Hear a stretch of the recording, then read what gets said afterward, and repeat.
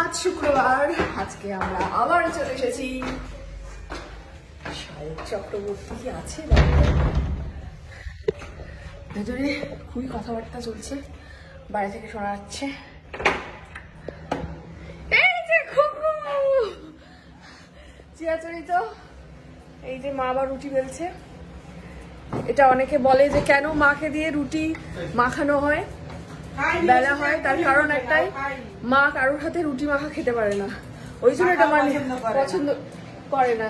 তুমিও বলে দাও তো একবার বিষয়টা কি। কাকিমা হচ্ছে কেউ মেখে রুটিটা মাখবে চটকাবে সেটা পছন্দ করে না, তাই জন্য নিজের হাতে মাখে। একদম। আর এমার্জেন্সি যখন কোথাও গেলে তখন আমি করি আর কি, নাহলে কাকিমা নিজে মেখে আমার একটু আবার বেশি হয়ে যায়। কাকিমা একদম মাপ মাপ মাপ করে। হ্যাঁ, আজকে মেনু চলে আসবো। না না কার বলবে কেন মেনু হচ্ছে তোমার জন্য। হ্যাঁ, দাদা বৌদি আসবে বলে কাকু খাসির মাংস এনেছে, বৌদি খাসি মাংস খায় না, তাই তোমার জন্য ডালের ঘুগনি হয়েছে। ঘুগনি একদম ডাল। আর এদিকে দাদার জন্য মানে মাটনের সাবস্টিটিউট ডাল।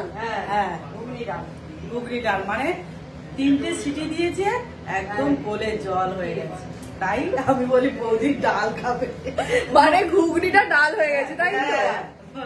আচ্ছা, আর কই দেখি কি কি কত দূর এগোলো, এটা কি হচ্ছে? এটা মটন হচ্ছে। হ্যাঁ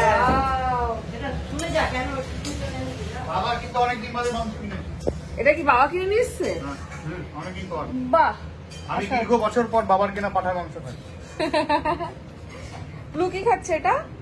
না, সারা সকাল নাটক করেছে, এখন খাওয়াতে হচ্ছে। লু কি খাচ্ছ তুমি এটা? হ্যাঁ, এইখানে ছোট মা কোথায় বলতো মুখের ভিতরে খালি খাটা। এদিকে আমরা আসলেই ও খাওয়া দাওয়াটা শুরু করে, তা না ও ওয়েট করে থাকে কখন আমরা আসবো। বাহ, কি করছে?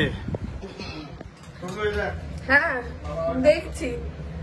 এই কফি হবে নাকি তোমার হাতে? হ্যাঁ, এই তো তৈরি হচ্ছে কফি। আবার আর কেউ খাবে? তুমি খাবে কফি? আমি খাবো। বাবা, তিনজন হয়ে গেছে।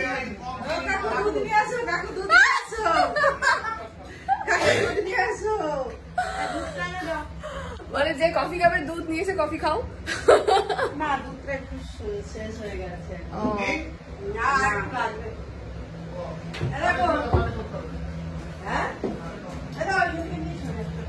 তো এখন কে দুধ আনতে যাবে সেটা নিয়ে এখন পরামর্শ চলবে, তো আপনারা সঙ্গে থাকুন আর দেখতে থাকুন।